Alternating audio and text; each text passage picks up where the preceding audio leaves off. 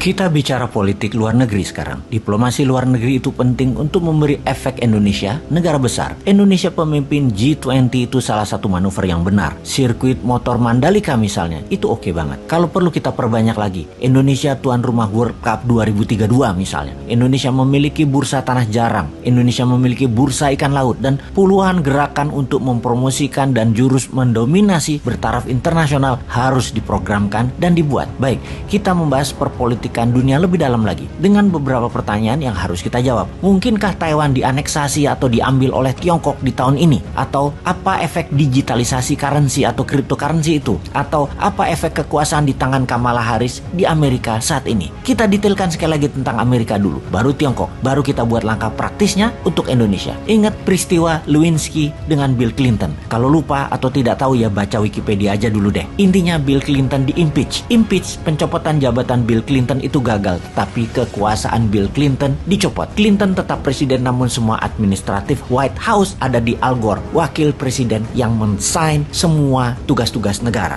Biden saat ini sama, secara administratif Kamala Harris yang sign. Apa Biden diimpeach? Bukan, kali ini beda lagi. Yang mau diserang adalah Kamalanya. Makanya dinaikkan jabatannya karena di Amerika tidak ada mengimpeach wakil presiden, yang ada mengimpeach presiden. Jadi Kamala Harris dinaikkan itu tujuannya adalah Anda sendiri yang tahu jawabannya. Jadi bisa dikatakan sampai akhir jabatan 2024 nanti, presiden dan wakil presiden Amerika akan mandul. Goyangan politik dalam negeri Amerika saat ini adalah terburuk dalam sejarah Amerika yang akan panjang dan berdampak sistemik. Kamala Harris saat ini jadi bulan-bulanannya politik di Amerika. Dia itu sangat bodoh, bisa dikatakan begitu, untuk layak jadi wakil presiden Amerika. Sangat bodoh, makanya harus dibuang atau dikucilkan kekuatannya. Itu pendapat banyak politikus di Amerika. Amerika lagi mau membuang Kamala Harris. Bayangkan, dia dijulukin Kekling Harris. Karena kalau terpojok dia cekikikan ketawa-ketawa nggak jelas gitu. Ampun dah, hal ini harusnya jadi peluang Indonesia nyalip di tikungan. Amerika lagi fokus ke dalam negeri. Di sisi lain, di Tiongkok. Video-video sebelum ini, Bosman menginfokan ada krisis di dalam negeri di Tiongkok. Masalah harga pangan naik, krisis energi di Tiongkok, kekurangan supply, bencana banjir di mana-mana, masalah keuangan sistemik Evergrande yang 7.000 triliun, dan manuver lawan politik Xi Jinping mulai bereaksi. Xi Jinping ini jangan-jangan sudah lemdak saat ini. Lemdak atau bebek lumpuh adalah istilah politik di mana istilah ini muncul bagi seorang pemimpin yang lama. Bisa kepala negara yang sudah di masa akhir jabatannya, di mana calon penggantinya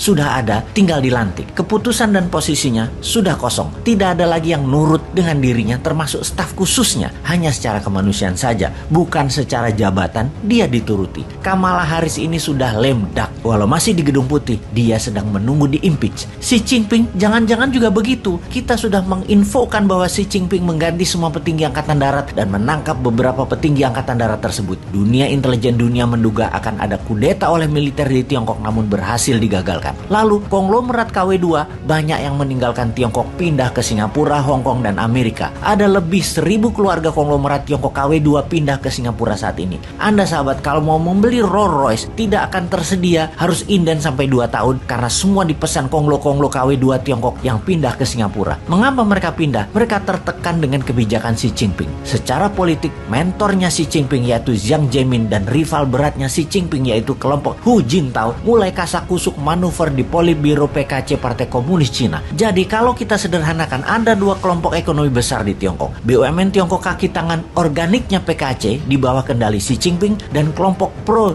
Jiang Zemin swasta KW2 dan KW3-nya Tiongkok. Alibaba, Jack Ma adalah bagian dari Jiang Zemin, bagian dari Hu Jintao yang disikat sama Xi Jinping. Terdiam kawan kita itu sekarang. Kasihan ya, istri Jack Ma saat ini beli 2 kapling di Marina Singapura dan mulai membangun rumah senilai 70 juta dolar di sana. Larilah kawan kita itu satu ke Singapura juga. Goncang ini Tiongkok di dalam negerinya. Karena itu dialihkan isu dalam negerinya dengan akan menyerbu Taiwan. Jujur, kita dapat simpulkan, tidak akan diserang itu Taiwan. Ini hanya lip service propaganda Tiongkok. Kita Indonesia bagaimana? Sini, kasih new mind, kita susul keduanya Tiongkok dan Amerika itu.